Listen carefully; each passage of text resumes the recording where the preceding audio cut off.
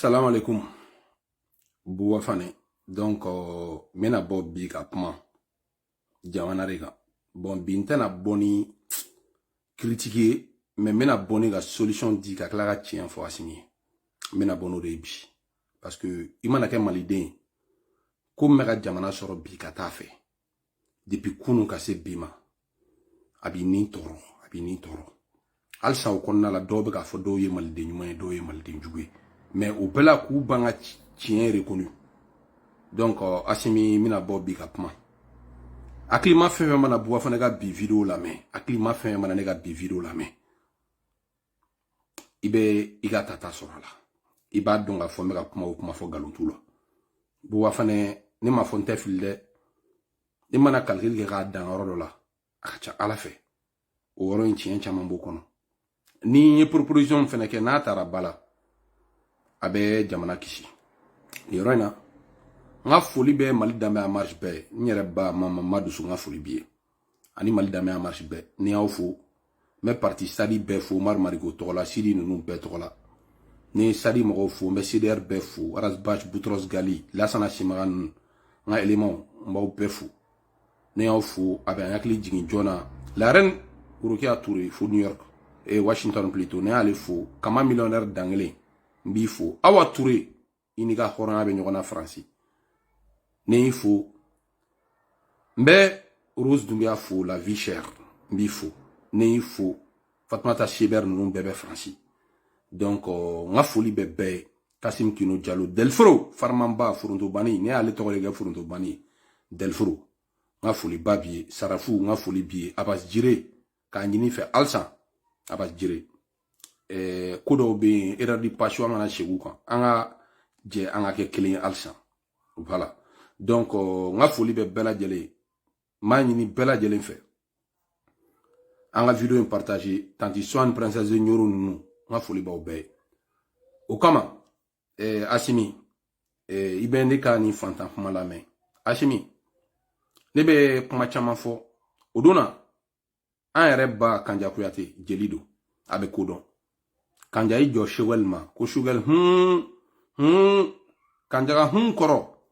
Mogo be kodon ibisran ne kanjaga huname Musa Mara boro ka alerti di ka fo ko kalo saba min be to san kofe ko o warte jamana kesi kono kuma te budget kurama Musa Mara boro ka alerti urji di malien bema kali kelen ame germina bi nani jugu bi nyogona ko o wari fene sorotola ka mina gelea doni mogo be kodon baw bla aga sigata Musa Mara ka video la jabaw nyele biwlaina ni Clément Dambélé fene ka vidéo e Clément kumana mogo be kodon ibe bo programme kono mogo be kodon ibe bo galon kono mogo be kodon iba don afo i wolo den ni ala moni galon sini abe ki maduni jamana beti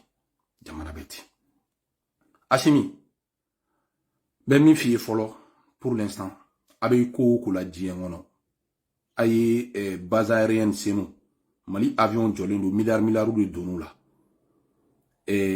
Terusu ga siblu bisika ke yeye.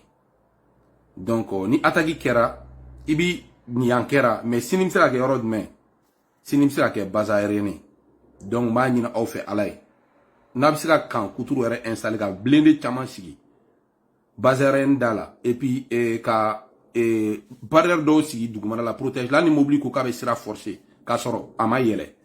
Mobile se ka bomchi ka se kan konna la abe Mali kan nunu be se ka kete bisha bazaren de chenu ba fo yalsa ay sécurité renforcée ka sang avion ma parce que ani mobti fene basi avion jolembe bon nunu nga attaquer se ka boy ron ne kan shisha donc ayi anga avion protégé ala kama parce que bini avion nunu fene te tuguni ashimi am bade munu sona ku nindi jamana ma be problème de Asimi ne taw jati sorasu yere ne baw jati politicien de mais ni ay mega kuma tan bi mega kuma mogo ye mogo munu kanu ben dusukuna munu sona ku nindi jamana ma munu sona ga marfata jamana e fantan de munu sona ga marfata ku ta jamana kuma bon nun ni be ga bon dongo dogo mogo ga walde nyuma u sona ga marfata ka jedien ko be ko mais do be no bi be climatiseur jugoro ou be bureau kono où ils sont incapables de gérer cette situation et des vies sont en train de partir cadeau. Hachimi. Donc, ma fa urgemment aka base aérienne ko nyanyini. Hachimi, mina proposition là qui ni a ne be bo me ko chamando maliko la alhamdulillah. Mais hommage rendu Fantabel Camara, nyere wulufa. Na le gerani be Général Amadou Toumani Touré.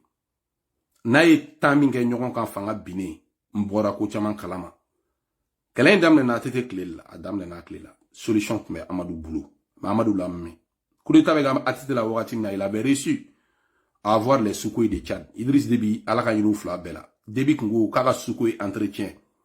Kale yere problème de avion ba boulot mais entretien. Ni Mali Mogobala Babla, Mali ga boulot kan. Atite avait reçu qu'à chef d'état-major africain be faranyon kan.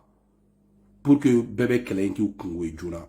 Mais Mogoma Mali ladje, oui, Atite personne n'a dit qu'à coup d'état ke. Atite de faire la garde personnelle. A garde rapproché bébé rouge. Dumambao, teke dumantiou. Nga foli be amara ni yoro na kampara kono. Nga foli be amara nbe kampara kono. Nga foli be bayi nunu be ni yoro la. Donc, ka fo, atiti sona kaka élément jiru bla kata forona.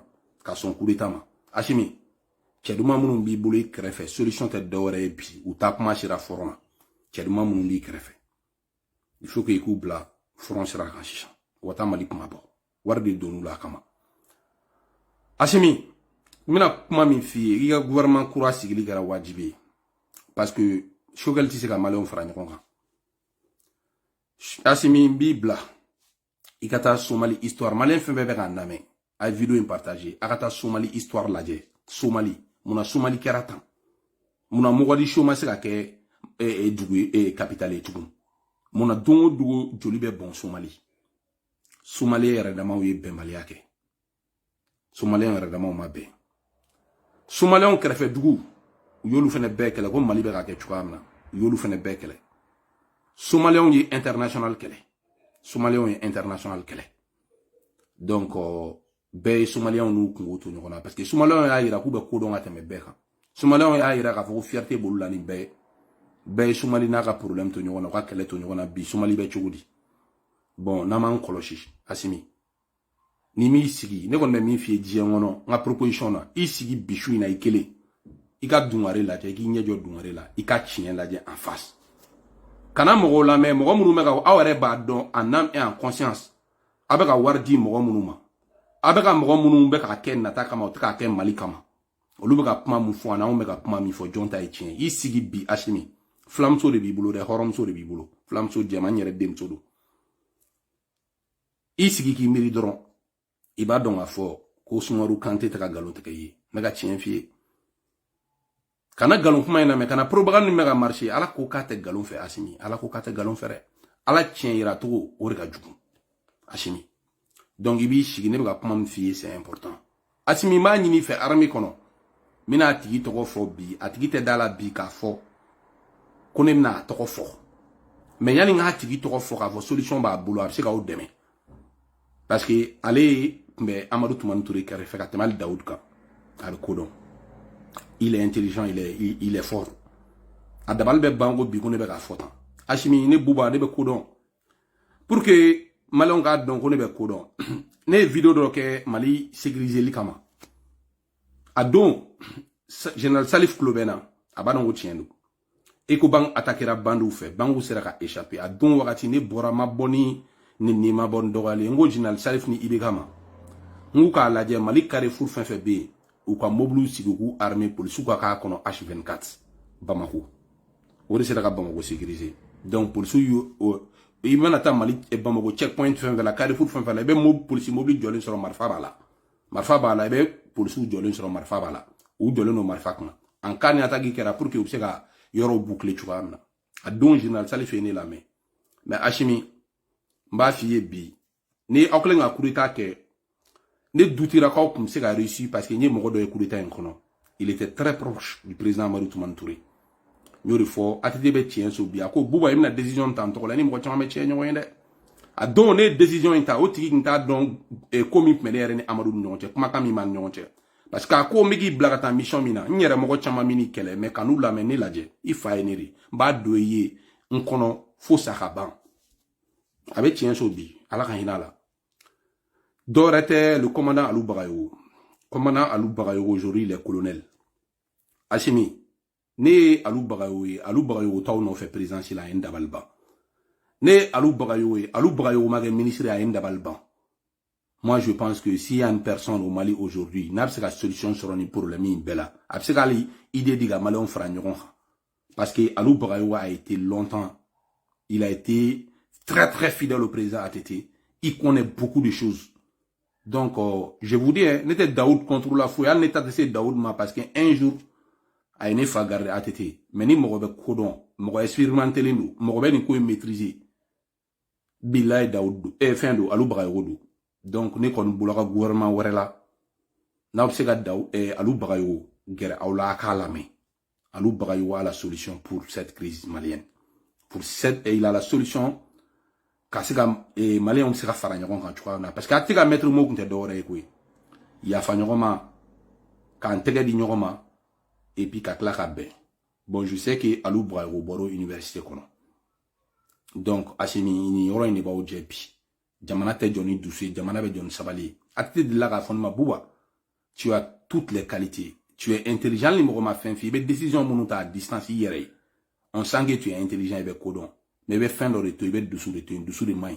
Il be faire que Jamana nyemogoy. Il be faire que Mali mogobai. Ibi Sabali. Bon, asimi, quand j'ai sigina kouri foye, kaka Sabali korokachan.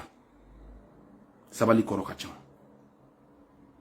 Asimi mbo fire ne be ka solution de dima bi iba beaucoup mon din fils be lina nga foli ba be iba donc ne bo de solution ta ka fi bi Asimi mani ni be faire vidéo et partager je pense que na Asimi ni na ma bi aba fama Asimi nyori fo na soro au ko monsieur kula kuri ta tante ga tete la Asimi atete a jigi ko we mais o ma jigi la fa Asimi na soro au ko monsieur kula kureta nteke ibeka jigi kaw ya ma jigi la fa aboro yan dungu aba fara daru ba bulu aka video man do were bu shigi activiste were pochon na kama ko risu be kati seka attaquer caméra be kati fambe risu be donc mali be ka war fure do Wagner la o Asimi ambe ka milliard fure do Wagner la o te solution est mieux d'abord malien woro de be kana jamana attaquer ça on appelle les ennemis de l'intérieur o le be kana jamana attaquer. Donc, moi, je pense que, en y réflexion, Wakati Shira Asimi, ou Deshara, nous refons pour la première fois de l'histoire du Mali.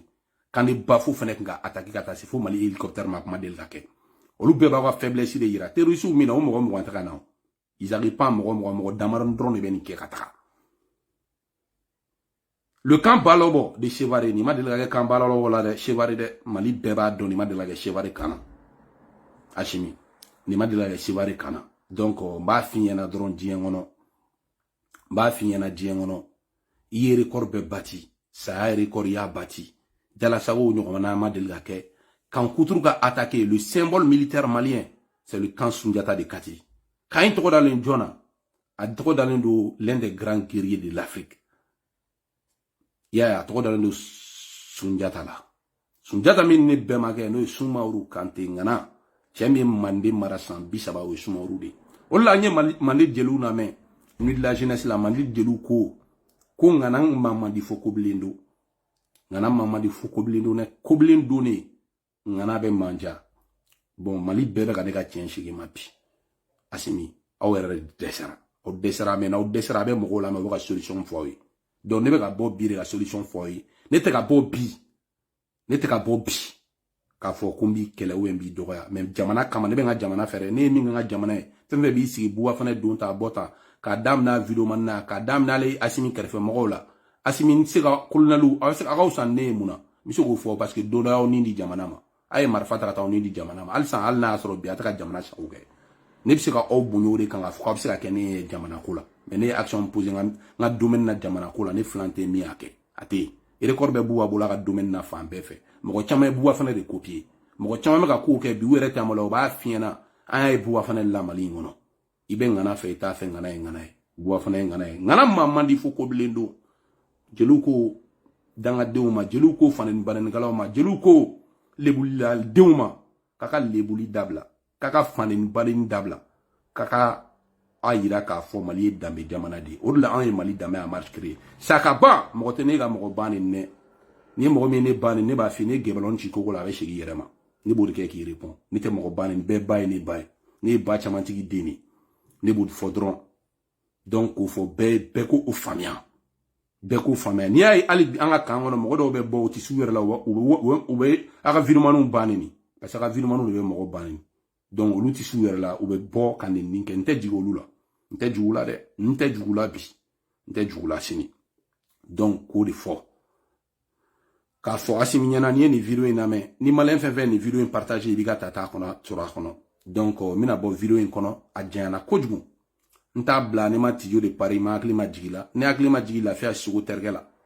ne hakili halisa mon digne fils i ba bokum mon digne fils donc an bɛ ɲɔgɔn de bolo Yakuba Fakoro Togola an bɛ ɲɔgɔn bolo donc bɛɛ ka vidéo partage Sangare Banjugu a y'a partage groupe bɛɛ kɔnɔ Sangare Amara Alberto an bɛ ɲɔgɔn bolo halisa ala ka tiɲɛ bange donc k'a fɔ Asimi bɛn ɲini ni bɛɛ cɛ bɛn ɲini kana jugu caman k'i yɛrɛ la Mali ni jugu man kan Mali man kɛnɛ dɛ donc n'i bɛ position de faiblesse la i man kɛnɛ Asimi o tɛ kɛlɛ wagati ye mɔgɔw fɛ kodɔnbali mɔgɔ min tɛ kodɔn diɲɛ kɔnɔ o de bɛ taa kɛlɛ sansi fɛ ko in na Maliko la mɔgɔ min tɛ kodɔn donc m'a ɲini fɛ k'i sigi k'i miiri ne ka nin denmisɛnnin kuma ninnu na ani ne ka nin proposition ninnu na a b'i dɛmɛ ala ka Mali dɛmɛ ala ka Mali kisi ala ka maliden caman bɔ galon kɔnɔ maliden majorité min tugulen don galon kɔnɔ k'u bɛ Mali fɛ ala k'u bɔ galon kɔnɔ ala k'u ɲɛ yɛlɛ ala ka Mali kisi ala ka Mali kisi